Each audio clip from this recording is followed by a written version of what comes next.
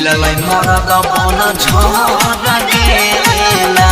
टाया गुआ के देह पर गिरतै ठनका यारो बजर गे मिललै मरद बन झड़ गेला के सबसे बड़ी हार है नहिरा के लभर गे मिललै मरद बन झड़ गेला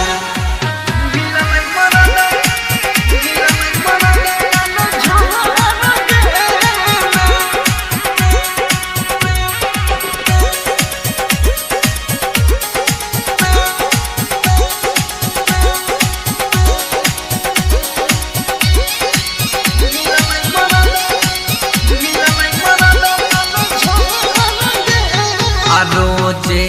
पी के आबही छै तारी सारी ओढ़ी के सुते बर थारी रोजे पी के आबही छै तारी सारी ओढ़ी के सुते बर थारी सारी ओढ़ी के सुते बर थारी कुछो नहीं न केना दाई छै कोढ़िया कौन जहर गे मिललै मरद बन झड़ गेला काया कुआ के देह पर गिरतै ठनका यार बजर गे मिललै मरद बन झड़ गेला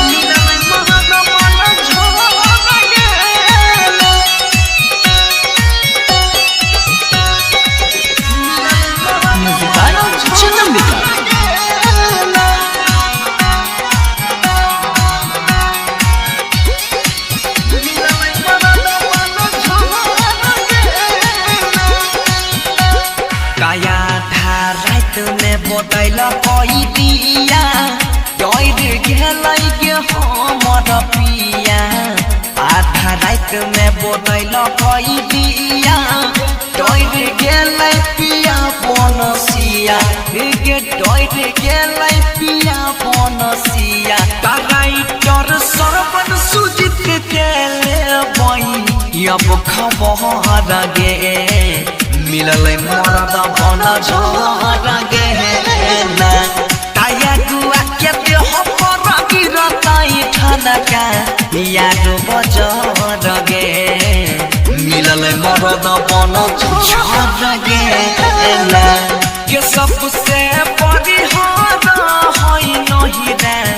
के लभर गे मिललै मरद बन झड़ गेला।